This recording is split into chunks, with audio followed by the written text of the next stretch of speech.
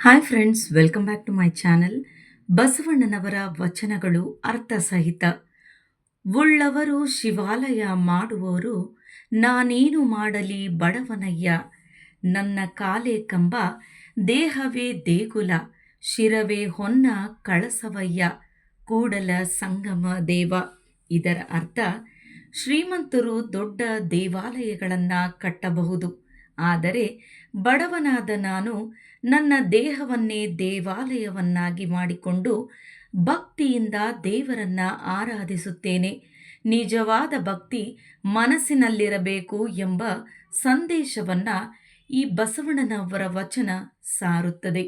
ಇನ್ನು ಎರಡನೆಯ ವಚನ, ಕಳಬೇಡ ಕೊಲಬೇಡ, ಹುಸಿಯ ನುಡಿಯಲು ಬೇಡ, ಮುನಿಯಬೇಡ, ಅನ್ಯರಿಗೆ ಅಸಹ್ಯ ಪಡಬೇಡ, ಇದುವೇ ಅಂತರಂಗ ಶುದ್ಧಿ, ಇದುವೇ ಬಹಿರಂಗ ಶುದ್ಧಿ.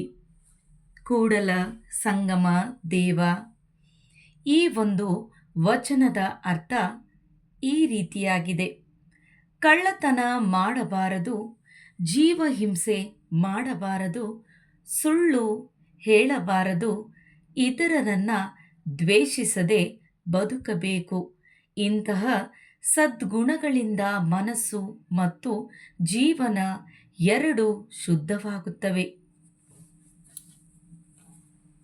ಇನ್ನು ಮೂರನೆಯ ವಚನ, ನುಡಿದರೆ ಮುತ್ತಿನ ಹಾರದಂತಿರಬೇಕು, ನುಡಿದರೆ ಮಾಣಿಕ್ಯದ ದೀಪ್ತಿಯಂತಿರಬೇಕು, ನುಡಿದರೆ ಸ್ಫಟಿಕದ ಸಲಾಕೆಯಂತಿರಬೇಕು, ನುಡಿದರೆ ಲಿಂಗ ಮೆಚ್ಚಿ ಅಹುದೌದೆನಬೇಕು, ಕೂಡಲ ಸಂಗಮ ದೇವ.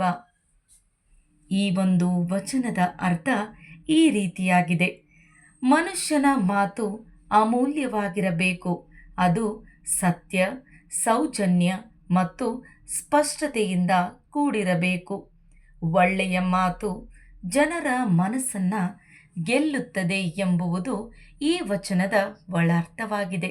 ಇನ್ನು ಮುಂದಿನ ವಚನ, ಕಾಯಕವೇ ಕೈಲಾಸ, ದುಡಿಮೆಯೇ ದೇವರ ಸೇವೆ, ಪ್ರಾಮಾಣಿಕ ಶ್ರಮವೇ ಪೂಜೆ, ಕೂಡಲ ಸಂಗಮ ದೇವ. ಈ ಒಂದು ವಚನದ ಅರ್ಥ ಇಂತಿದೆ: ಪ್ರಾಮಾಣಿಕವಾಗಿ ದುಡಿದು ಬದುಕುವುದು ದೇವರ ಆರಾಧನೆ ಮಾಡಿದಂತೆ. ಯಾವುದೇ ಕೆಲಸ ಚಿಕ್ಕದು ಅಥವಾ ದೊಡ್ಡದು ಅಲ್ಲ, ದುಡಿಮೆಯೇ ಜೀವನದ ಮಹತ್ವವಾಗಿದೆ. ಇನ್ನು ಮುಂದಿನ ವಚನ, ದಯವಿಲ್ಲದ ಧರ್ಮವಾವುದಯ್ಯ, ದಯವೇ ಧರ್ಮದ ಮೂಲವಯ್ಯ, ದಯವೇ ಬೇಕು ಸಕಲ ಪ್ರಾಣಿಗಳಲ್ಲಿ, ಕೂಡಲ ಸಂಗಮ ದೇವ.